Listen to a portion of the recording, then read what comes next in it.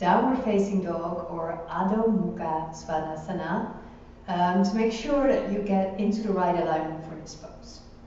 So downward facing dog, once you get the hang of it, will be a really wonderful way to just hang out in between a vinyasa, or it can be a resting place.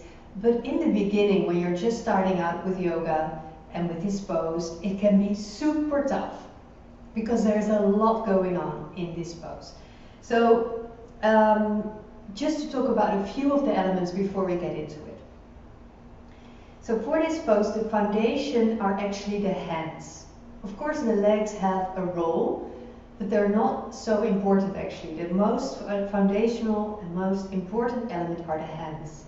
So I cannot stretch enough how important it is to make sure that you get your hands in the right position and that you use your hands to really press against the floor. That is where the strength is coming from. To place the hand correctly, make sure that the creases of the wrists are parallel to the top of your mat.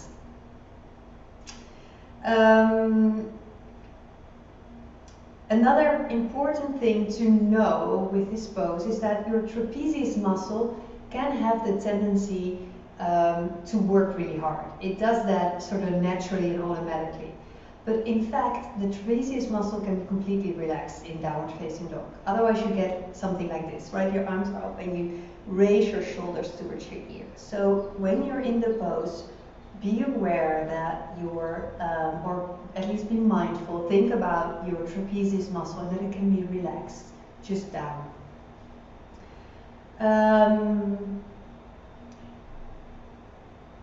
In the beginning, to get sort of, to focus on right posture, it might be helpful to bend your knees quite intensely. That way you get the hamstrings out of the equation, right? If you are in downward facing dog and you're working really hard on getting the legs, the heels to the floor, you forget about the hands and the shoulders and the arms. But that is the most important part of the pose. So in the beginning, just bend your knees a lot so you can work on getting the upper body in the right position.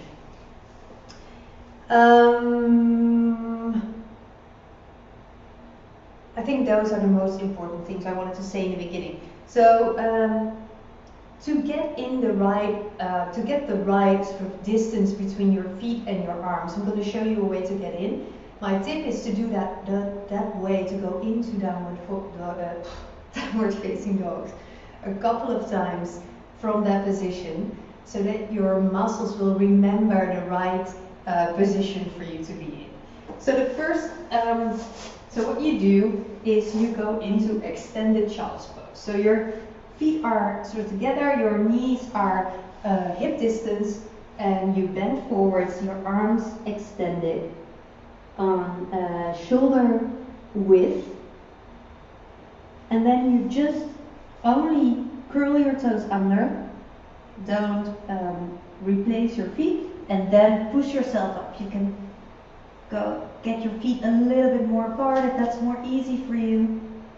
If you have tense shoulders, you can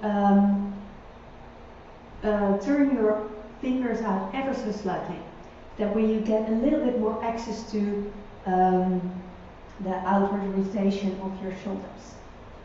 And then press into the base of the fingers.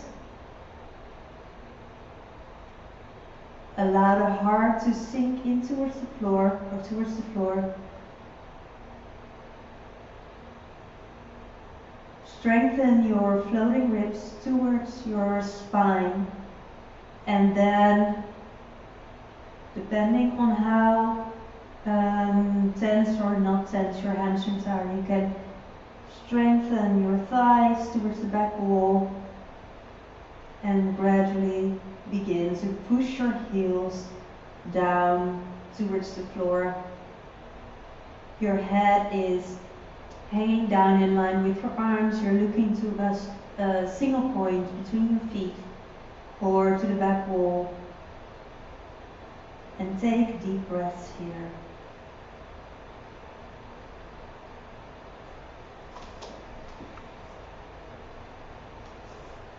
So just to point you to that upward rotation of the shoulders, you allow your trapezius muscle to relax.